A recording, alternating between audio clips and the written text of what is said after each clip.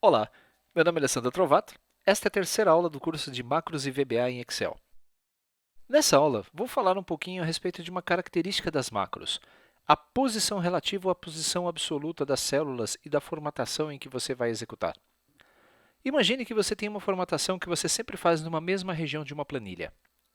As macros que gravamos anteriormente, elas não utilizavam as posições relativas, elas trabalhavam com a posição absoluta, ou seja, a posição em que o seu cursor estava seria utilizado, como base para poder criar a nova seleção e aplicar os conceitos, como é o caso da formatação de páginas.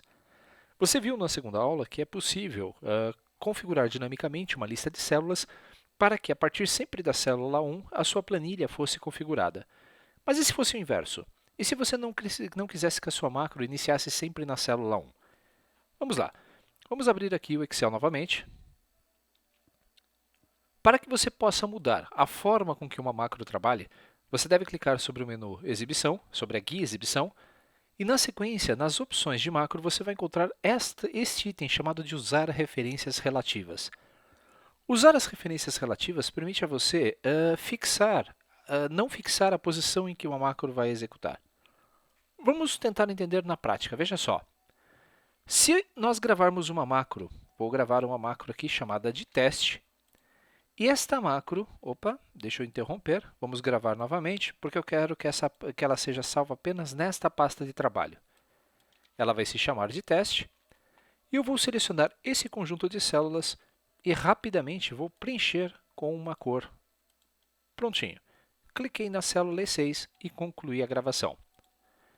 Se adicionarmos uma nova planilha, e não importa que você tenha uma região selecionada da planilha, ao executá-la, veja só, Alt F8, teste, vou executar, você vai ver que a mesma região vai ser aplicada. Esta região ela é a região absoluta.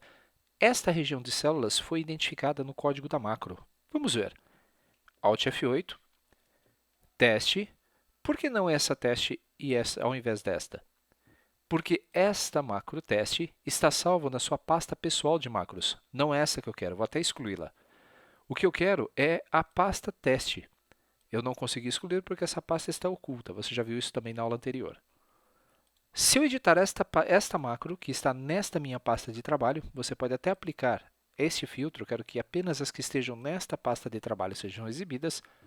Vou clicar sobre ela e editar. Você vai ver que automaticamente essa célula ela foi selecionada com as referências de A1 até C5. Você não consegue, então, mudar, a não ser que você edite o código, a região em que vai ser aplicada a formatação. Mas, por outro lado, veja só, vamos iniciar a gravação de uma outra macro, mas com um detalhe.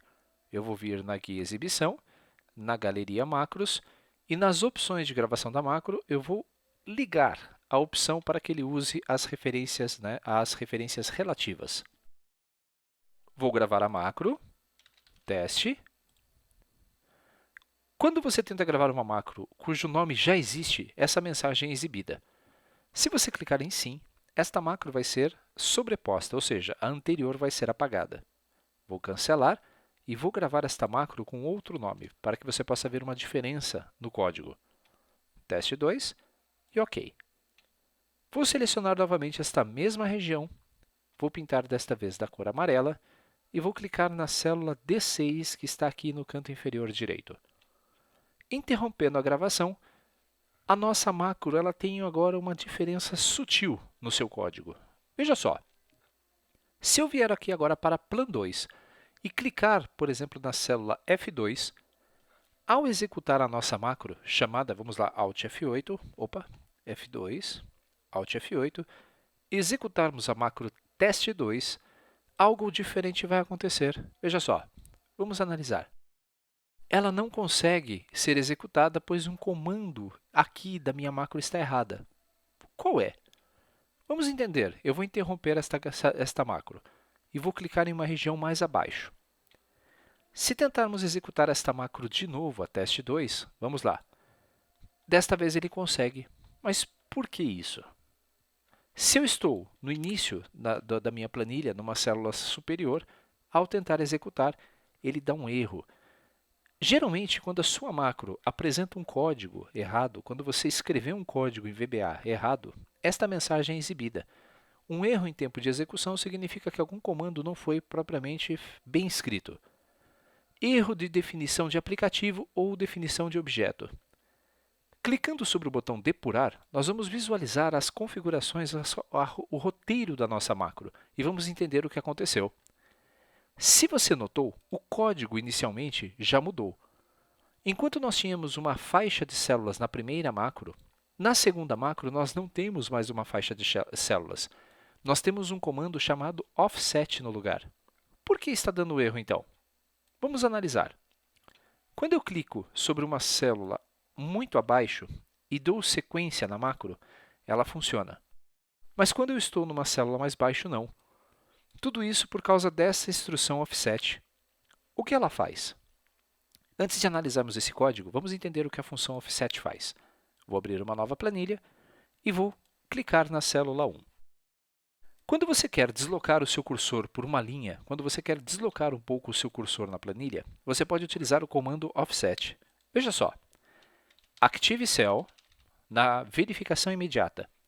Caso esta janela não esteja aparecendo, você pode pressionar Ctrl G para que a janela seja exibida.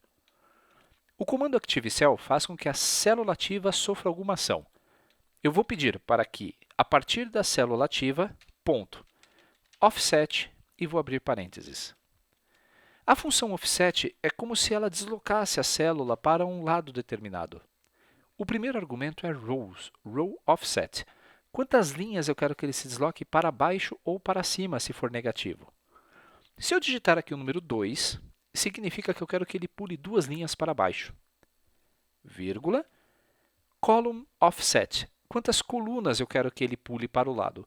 Eu quero que ele pule para o lado mais 2 colunas.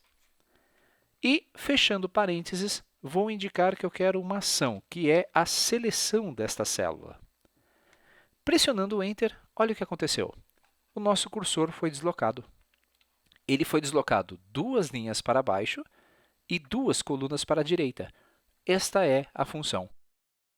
Se nós colocássemos aqui ActiveCell.Offset.-1,0, qual seria a reação do meu cursor quando eu pressionasse o Enter nesse comando? O primeiro argumento indica o número de linhas que eu quero pular. O número menos significa que eu quero pular na negativa, eu quero subir uma linha.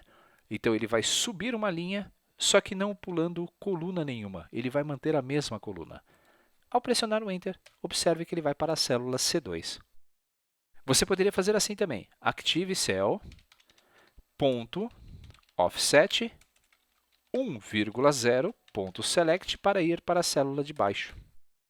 É importante que você entenda como funciona essa função, o offset, porque nós vamos utilizar muito esta função em nossas macros, quando estivermos já programando e desenvolvendo as nossas macros direto na linha de produção. Para que ela serviu, então? Por que a minha macro está dando um erro? Se nós analisarmos aqui, se eu estou com a célula C3 e tentar executar a minha macro, o teste 2, ele vai dar um erro por quê?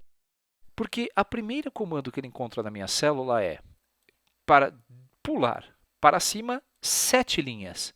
Se eu estou na linha número 3, eu não tenho 7 linhas na parte superior, por isso o erro. O que eu vou fazer é dizer, olha, não pule nada e quantas colunas eu quero que ele pule para trás, para a esquerda? 6. Como eu estou na coluna 3, não existem menos 3 colunas no Excel. Eu vou dizer então aqui 0 também. A partir da minha célula ativa, sem deslocar para canto nenhum, eu quero que ele selecione. Veja só, eu vou dar um F8 e ele selecionou a partir da minha célula. Se dermos um F5, ele vai pintar a célula corretamente. Agora ficou mais fácil. Por quê? Se eu clicar sobre esta célula e mandar executar a instrução, a nossa macro teste 2, você vai ver que qual parte vai ser pintada. Veja só. A partir do meu cursor, ele vai fazer um quadrado referente a um retângulo igualzinho que foi feito quando nós gravamos a macro.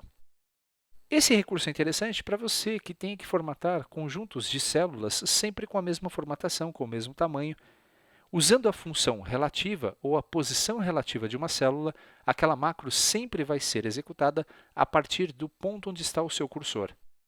Mas lembre-se, você deve entrar aqui em exibição e desativar esse recurso para que as suas novas macros elas não sejam interferidas por esta configuração. Você pode perder um tempão gravando uma macro e perceber que foi feito totalmente errado, pois o seu cursor estava fora de posição. É isso.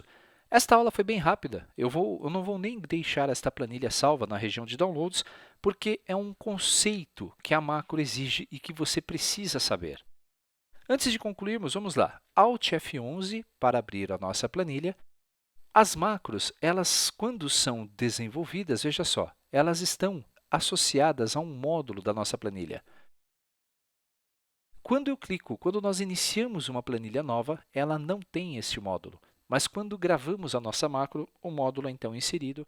Caso você queira alterar os seus comentários ou mesmo excluí-los, fique à vontade. Como você também pode, utilizando a aspa simples, criar o seu próprio comentário. Veja só, com isso você vai adequadamente identificar para que serve a sua macro. Entendeu? Espero que sim.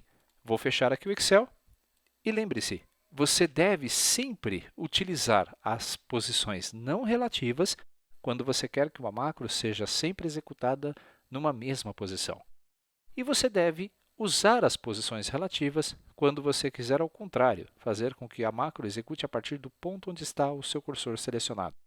Isso pode ser desde inserir uma fórmula complexa, como selecionar uma região para impressão e outros recursos que você utilize aí no seu dia a dia. Espero que tenha gostado dessa aula. Até o nosso próximo encontro.